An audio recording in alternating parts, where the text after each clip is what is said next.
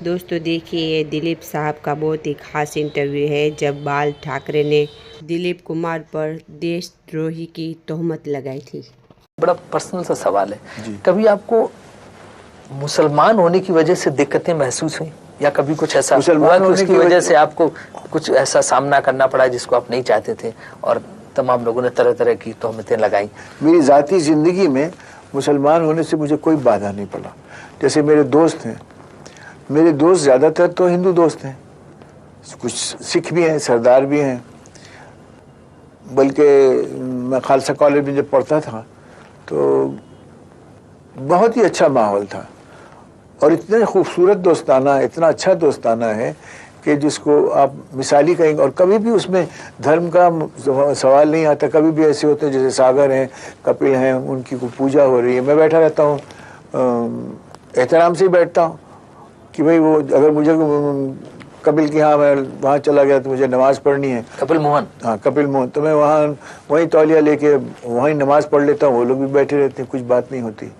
और ऐसा कभी रत्ती भर भी कोई ऐसा नहीं आया कि कुछ बुरी बात हो। लेकिन मैंने एक मैगजीन में पढ़ा कि 1964 या 65 में आपके घर पे पुलिस सर्च करने पहुंच गई थी कि कुछ कोई पाकिस्तानी जासूस पकड़ा गया तो उसकी डायरी में कुछ आपका पता, टेलीफोन नंबर लिखा था। उस बेसिस पे या आपके भाई शिफ्ट कर गए थे तो किसी एसपी ने, जो है इंटेलिजेंस का कोई एसपी था, उसने तलाशी करवाई। कोई मिनिस्टर साहब थे बहुत। दिलीप कुमार साहब, ये निशाने इम्तियाज को लेके जो कंट्रोवर्सी हुई है उस पर आपकी प्राइम मिनिस्टर से भी मुलाकात हुई और प्राइम मिनिस्टर ने आपको कहा कि साहब आप जो चाहें वो फैसला करें, है ना, ये आपके ऊपर है, हमें आपके ऊपर न कोई शक है, न कोई संदेह है, न देश को कोई शक है। तब आपका क्या फैसला? आपने कुछ फैसला लिया या आप सोचते हैं कि इस इशू को यहीं बंद कर देना चाहिए? पहले तो मैंने लंबा सांस लिया, ठंडा सांस, कि चलो ये बात हो गई। मैंने कहा ये मेरी इंटेग्रिटी पर कि मैं देश के पेट्रियाटिक नहीं हूं मैं। तो अगर मैं पेट्रियाटिक नहीं हूं तो फिर इन्हें इनडायरेक्टली ये तो एक ट्रेटर होने का एक इल्ज़ाम वो लगा रहे थे और वो बहुत मुझे खलता था।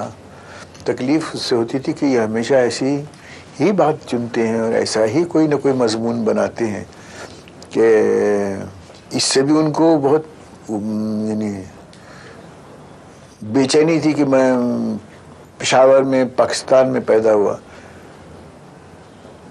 तो जब मैं पेशावर में पैदा हुआ तो उस वक्त पाकिस्तान तो था ही नहीं, मैं तो हिंदुस्तान में ही पैदा हुआ था और शहर का नाम था पेशावर और उसी में पला बड़ा हुआ।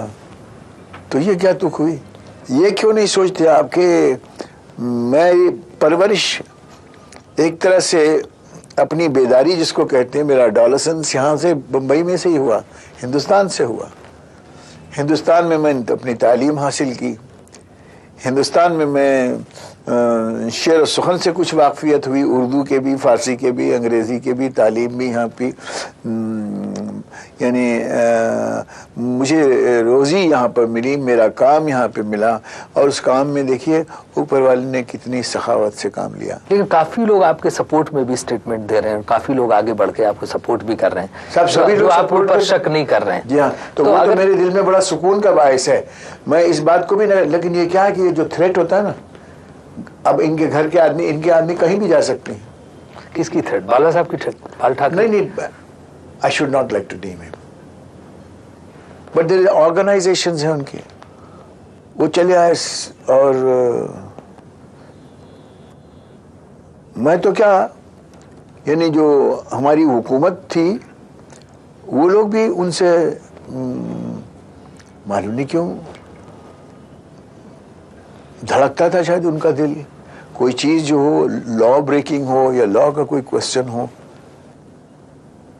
हुकूमत इतनी ही कमीशंस ने आके कैसे रकीक फैसले किए हैं, लेकिन हुकूमत डरती है। और हमको इसलिए खदशा होता है कि cinema artist lives in a glass house. और जब चाहे आप उस पर पत्थर ढेला उछाल के मार दें। और भाई हैं, बहनें हैं, उनके बच्चे हैं, ये खदशा है कि जाते हैं आते हैं। घर में भी अगर बाहर कोई कोहराम होता है, अभी फायर के वक्त वो लोग आए थे लेकर, कपड़े वपड़े उतारने लगे, मकरू किस्म का मंजर है। लेकिन इतना ढोल तमाशा बाहर, तो लोग सोचते हैं खुदा जाने क्या हो रहा है। लेकिन एक चीज देखिए कि और कोई तमाशा नहीं खड़ा करता, जो कुछ भी आपका तमाशा खड़ा होता है बाल ठाकरे साहब की तरफ से होता है। जी हाँ। और बाल ठाकरे से आपके बड़े अच्छे रिश्ते होते थे, ऐसा कम से कम उनका कहना है कि हमारे साथ हम लोग बैठ के बियर पीते थे, वो अपने आपको अपना दोस्त मानते थे। फिर ये क्या बात हुई? जब भी कुछ भी मसला हो, अगर मैं उनसे कुछ जाके कहूँ तो उसको पूरी कोशिश करेंगे कि वो हल हो जाए। और मुझको कहते हैं कि ये जो तुम्हारे दोस्त हैं, जबकि शरदराव पवार से थोड़े हम दिल बर्दाश्ता थे, तो कह लेंगे देख लिया, मैं तुमको उससे अच्छा दोस्त बन के बताऊं। तो अगर दोस्ती के ये माने कि आप मुझे भगाते फिरें कि मैं यहाँ हूँ वहाँ हूँ, बयान दूँ और अपनी सफाई पेश करता रहूँ, तो अच्छा है। अल्लाह की बड़ी यानी करम है उसका, मालिक का और ईश्वर की बहुत मेहरबान है कि उन्होंने इतने दिलों में इतनी सखावत दी है कि वो मेरे लाउबालीपन को बर्दाश्त करते हैं और मेरे लिए कुछ अच्छा विचार रखते हैं और अच्छी बात लिखते हैं। ये मेरी खुशनसीबी है, वरना अगर ऐसा ना होता तो मुश्किल होती। तो खफा क्यों रहते हैं बाला साहब, क्या वजह? क्या कहीं ऐसा तो नहीं आपको चाहते हो कि आप उनकी पार्टी के लिए कुछ मदद करें, शिवसेना के लिए कैंपेन करें? नहीं, ऐसा कुछ नहीं चाहते हैं वो। ये हाँ, ये बात जरूर है कि वो ये नहीं चाहते कि मैं कांग्रेस के लिए कुछ करूं। और कांग्रेस में क्यों दिलचस्पी लेते हैं आप क्या सियासतदान सीधे सियासत में क्यों नहीं आ जाते? मैंने कहा जब इलेक्शन होता है तो इलेक्शन में हम लोग वोट डालना हर शहरी का फर्ज होता है। और वो इलेक्शन का जो बैलेट पेपर है वो कागज़ नहीं है, मैं कागज़ का पुर्जा नहीं है, वो तो हमारे पुरखों की कुर्बानियों का एक सर्टिफिकेट है। ये लेगेसी है, ये विरासत उन्होंने दी है कि देखो उनकी जाने इस पर देखिए आप गौर से, किस पे किया क्या, किस किस का नाम, भगत सिंह का नाम है, महात्मा गांधी का नाम है, और खान गफ्फार खान साहब का है, और मौलाना मोहम्मद अली का है, और पंडित नेहरू का है, और मोतीलाल नेहरू का है, भोला भाई देसाई के नाम है इन पर, वल्लभ भाई पटेल का नाम है इन पर। अब मुश्किल जरा ये हो गई है कि अब किसके लिए जाएं, किसके लिए कहें? कोई बेदाग लोग होने चाहिए और कोई ऐसी सूझबूझ की कोई हलका होना चाहिए या कोई पार्टी होना चाहिए जो एक मखसूस निज़ाम के लिए कुछ काम करे। तो कांग्रेस अभी आपको नहीं लगती है, जैसे सोनिया गांधी कांग्रेस में आ गई हैं, हाँ। और आपको नहीं लगता कि कांग्रेस अभी जो है कुछ जो आप चाहते हैं उस तरह का कुछ कर सकती है? मेरे ख्याल से मैं देखा बड़ी मतीन, और she is a very civilized lady and there is a lot of humility in her. और उनके इर्द गिर्द मैं देखता हूँ कि अब आदमी उतने बहके बहके वाले नहीं हैं। और मैं दुआ गो करता हूँ कि ऐसे अच्छे आदमियों का एक इख्तिलात बने। अच्छा ये बताइए, दोनों जगह फंडामेंटलिस्ट आपके खिलाफ क्यों रहते हैं? पाकिस्तान में जो फंडामेंटलिस्ट हैं वो निशाने इम्तियाज आपको दिए जाने के बहुत खिलाफ, जी हाँ, और हिंदुस्तान में भी जो फंडामेंटलिस्ट वो आपको पाकिस्तानी बताते हैं। तो ये इसकी क्या वजह है? कहते हैं जाहिदे तंग नजर ने मुझे काफिर जाना, जाहिदे तंग नजर ने मुझे काफिर जाना, और काफिर ये समझता है मुसलमान हूं मैं। I think that there is some kind of, at some level, some conscientious mind, unfortunate. It's a tragedy of the country that some good enlightened mind that are capable of thinking, सोचने का मादा रखते हैं, लेकिन कहीं ना कहीं ऐसा एक हाशिया या पर्दा उनके आगे आ जाता है कि वो बस उसी नजर से देखते हैं। या वो पर्दा जानबूझ के लोग करते हैं, वो हाशिया जानबूझ के बनाते हैं ताकि उनको कुछ फायदे हो। जानबूझ के नहीं बनाते, उनको पॉलिटिकल फायदे हो। अभी ये जो अपने ठाकरे साहब हैं, ये भी अपनी तबीयत में एक रखते हैं, मासूमियत है और कुछ करना चाहेंगे कुछ, लेकिन एक थोड़ा शर का भी पहलू है, थोड़ा मिस्चीवियस हैं। और मेरे ख्याल से बुक्स अगर उनको है, उनको बुक्स है मतलब मुसलमान वो है, कहने वो तो बड़ा अच्छा है, फलाना बड़ा अच्छा आदमी है, लेकिन साला मुसलमान है। ऐसा मैंने उनके दोस्त कहते हैं कि कभी कभी किसी से के बारे में, लेकिन मुझसे बड़ा अच्छा उनका बर्ताव तो है अच्छा ही अच्छा। उनके बच्चे बेटे उनकी बेगम बहुत ही नफीस खातून थी वो, बहुत ही उम्दा, महान, धार्मिक, लेकिन बहुत प्रेम से भरी हुई। और बाला साहब, और वो बिल्कुल मेरे ख्याल से तो बाला साहब पर उनकी वजह से जो भी बने हैं तो उनकी बरकत थी, मीना ताई की बरकत थी। फाइन लेडी, लड़के उनके अदब से आदर से बात करते हैं। और ये पता नहीं वैसे बात तो मुझसे इतनी अच्छी करते हैं, अपने परिचय में ऐसी यानी तल्ख बातें क्यों लिखते हैं, शायद मैं उनको ऐसा नजर आता हूँ। मासूमियत क्या नजर आई आपको बाल ठाकरे के अंदर? बड़ा इनोसेंट आपको क्या लगा? अब जैसे मैं जाऊं तो उठ जाएंगे, तो कुछ ऐसा नहीं करते कि कुछ आदर देने के लिए उठे, ऐसे उठ जाएंगे, गले से मिलेंगे और यानी जो इम्तियाजी नशिस्त है उसमें आपको बैठने के लिए कहेंगे। उनके बच्चे आते हैं, बड़े बड़े अदब से मिलते हैं। ये सही है कि आप बाला साहब बैठ के बियर पीते तो चने खाते थे? अब ये बियर का कहाँ, एक दफा दो दफा ऐसा हुआ है, कोई हादसा था तो हाँ, इस किस्म के हमारे मरासिम बड़े अच्छे थे।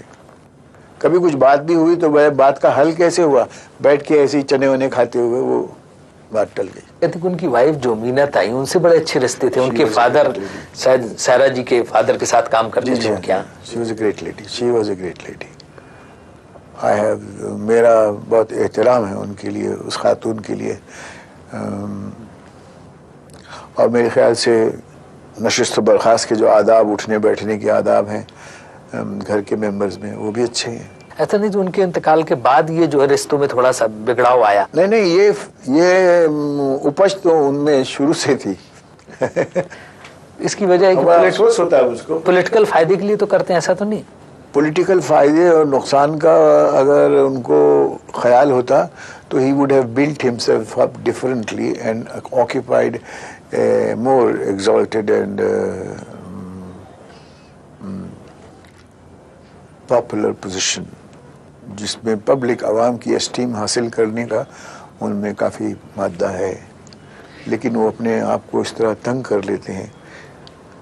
क्या है मुश्किल तो क्या है कि वो बम्बई या कोल्हापुर या शोलापुर या इधर उधर से कभी बाहर निकले ही नहीं है।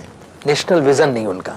अगर वो जाएं बाहर, कश्मीर जाएं या नॉर्थ साउथ इधर का दौरा करें कि हमारे मुल्क में तजाद कितना है, व्हाट ए ब्यूटीफुल कॉस्मोपॉलिटैनिटी, और कितना खूबसूरत कॉन्ट्रास्ट है, हुस्न कितना है। राजस्थानी कल्चर देखिए, पंजाब का कल्चर देखिए, बंगाल का देखिए, यूपी का देखिए, और साउथ का, कितने तजाद हैं। और उसमें आदमी जाके निखर जाता है। मैंने जो साउथ से जैसे बुर्दबारी सीखी है और जो एहतराम इंसान का, जो मालिक और मुलाजिम का ही है, उसमें भी जो रिश्ता है उसमें बड़ा अदब है।